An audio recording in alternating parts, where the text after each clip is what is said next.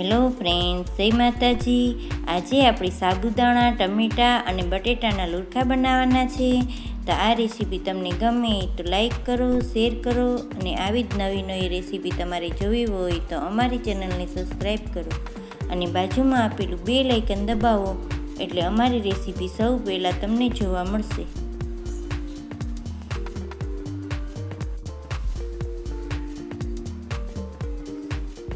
તો સાબુદાણાના લુરખા બનાવવા માટે મેં 1 કિલો સાબુદાણા લીધા છે. તો સાબુદાણાને હવે ધોઈ અને પલાળી દઈશું. તો તમે જોઈ શકો છો સાબુદાણામાં 1 ઇંચ ઊંચું પાણી આવે એટલું મેં પાણી નાખી અને એને પલાળી દીધા છે. તો સાબુદાણાને આપણે 9-10 કલાક માટે પલાળી રાખશું.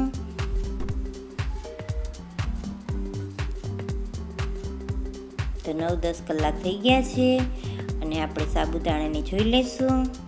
તો તમે જોઈ શકો છો સાબુદાણા છે એ સરસ પલળી ગયા છે. આ રીતના આપણે હાથેથી દબાવીએ એટલે તરત જ દબાઈ જાય એટલે આપણા સાબુદાણા છે એ સરસ પલળી ગયા હોય છે. અને 2 કિલા મેં ટમેટા લીધા છે. તો તમે જોઈ શકો છો ટમેટા છે એ એકદમ પાકેલા અને લાલ હોય એવા જ લેવાના. તો આ રીતના આપણે ટુકડા કરી લઈશું એના. તો પેલા ઉપરનો ભાગ હોય એ આપણે કાઢી અને ટુકડા કરી લઈશું.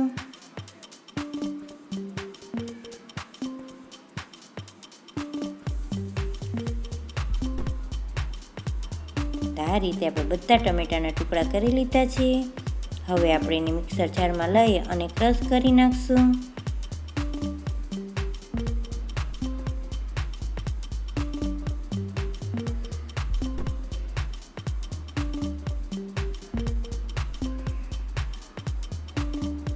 તો ટમેટા છે એ સરસ ક્રશ થઈ ગયા છે.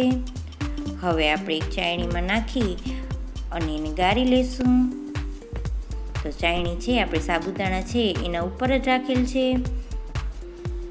અને આપણે હાથેથી કાં પછી ચમચાઈથી આ રીતના હલાવશું એટલે ટમેટા છે એ સરસ રીતે ગળાઈ જશે અને વધારાના ટુકડા હશે એ ચાયણીમાં જ રહી જશે.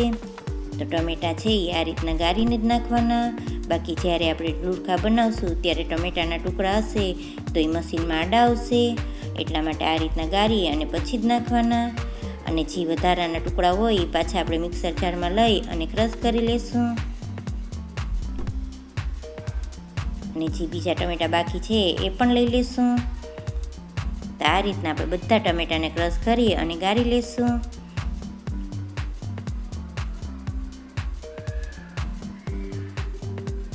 તો આ રીતે મેં ક્રશ કરી અને ગાળી લીધા છે.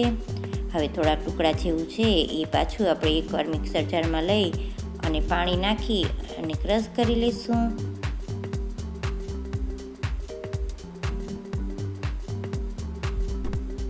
તો આપણા ટમેટા છે એ સરસ ક્રશ થઈ ગયા છે અને આપણે સાબુદાણામાં મિક્સ કરી દીધા છે. તો હવે આપણે મસાલા કરી લઈશું. તો મસાલામાં આપણે આદુ અને મરચી લઈ લઈએ પહેલાં.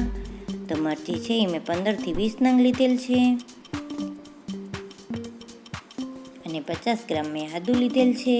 તો આદુ છે એની મેં છાલ પાડી લીધી છે. હવે આપણે બંનેને મિક્સર જારમાં લઈ અને ક્રશ કરી લઈશું. તો આપણા આદુ અને મરચી છે એ ક્રશ થઈ ગયા છે. હવે આપણે ટમેટા અને સાબુદાણા છે એમાં નાખી દઈએ.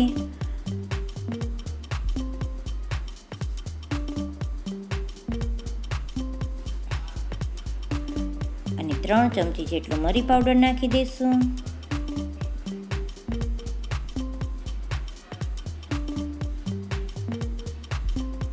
અને 6 ચમચી જેટલું જીરું નાખી દઈએ. અને સ્વાદ પ્રમાણે મીઠું નાખી દઈશું. હવે આપણે બધા મસાલા નાખી અને સરખી રીતે હલાવી અને મિક્સ કરી દઈએ. તો આ રીતના આપણે સરખી રીતે મસાલા છે એ મિક્સ થઈ ગયા છે.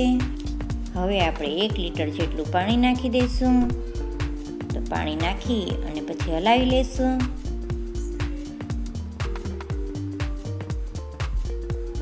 હવે આપણે ગેસ ઉપર લઈ અને એને પાકવા દઈશું. તો ગેસ છે મેં મીડિયમ રાખેલ છે અને આ રીતના આપણે તવીથાએથી કે ચમચાએથી હલાવતા રહેવાનું. બાકી સાબુદાણા છે એ તળિયેથી ચીપકી જાય છે એટલા માટે આ રીતના હલાવતા રહેવાનું.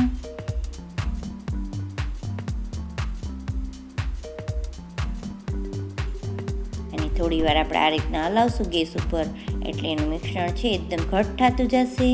તો તમે જોઈ શકો છો મિશ્રણ છે એકદમ ઘટ થઈ ગયું છે. હવે આપણે તવીથો રાખી અને જોઈ લઈશું. તો આ રીતના તવીથો છે એ સરસ રીતે ઊભો રહી જાય એટલે આપણું મિશ્રણ છે એ સરસ તૈયાર થઈ ગયું હોય છે. અને સાબુદાણા છે એકદમ પારદર્શક થઈ ગયા છે. તો આપણું મિશ્રણ છે એ સરસ તૈયાર થઈ ગયું છે. હવે આપણે ગેસ ઉપરથી હેઠે ઉતારી લઈશું. ને હવે આપણે બટેટા નાખવાના છે. તો 2 કિલા બટેટા લઈ અને આ રીતના મેં મોટા ટુકડા કરી અને બાફી લીધા હતા. અને બટેટાની છાલ છે એ મેં પાડી લીધી છે. તો આ રીતના હવે આપણે ખમણીએથી ખમણી અને સાબુદાણાનું મિશ્રણ છે એમાં નાખી દઈશું.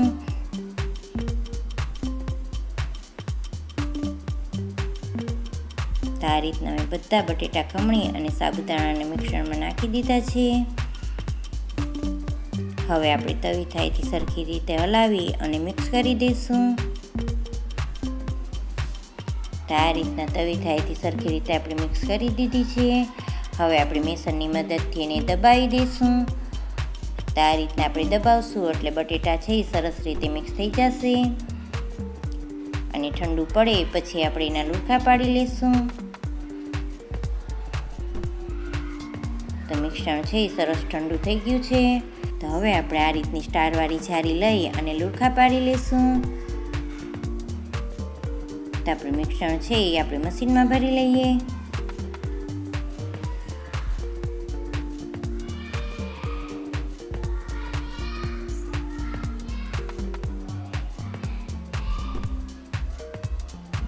તો આ રીતના મેં મશીનમાં ભરી લીધું છે. હવે આપણે છારી રાખી અને બંધ કરી દઈશું. અને આ રીતના આપણે લુરખા પાડી લઈશું.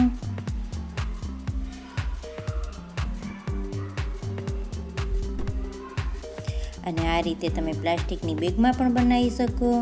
તો આપણે એ પણ બનાવીને જોઈ લઈશું.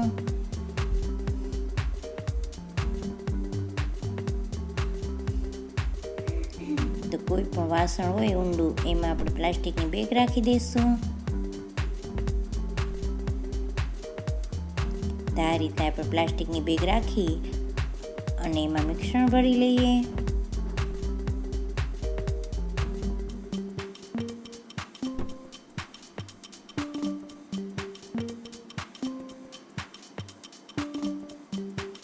તો આ રીતે આપણે પ્લાસ્ટિકની બેગમાં ભરી દીધું છે. હવે આપણે ઉપરથી આટી મારી અને એક પોઈન્ટ કાપી લઈશું.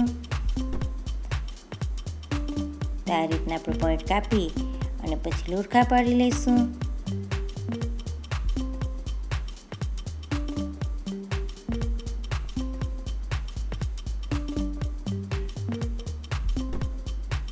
તો તમે જોઈ શકો છો પ્લાસ્ટિકની બેગમાં સરસ રીતે લુરખા પડી જાય છે. તો આ રીતના હું બધા લુરખા પાડી લઈશ. તો તમે જોઈ શકો છો મેં બધા લુરખા પાડી લીધા છે. હવે એને આપણે સુકાવા દઈશું. તો 2 દિવસ માટે એને સુકાવા દેવાના છે. તો તમે જોઈ શકો છો 2 દિવસ પછી લુરખા છે સુકાઈને આ રીતના રેડી થઈ ગયા છે. હવે આપણે આ રીતે પ્લાસ્ટિકમાંથી એને કાઢી લઈશું. તો આપણે પ્લાસ્ટિકમાંથી કાઢી લીધા છે.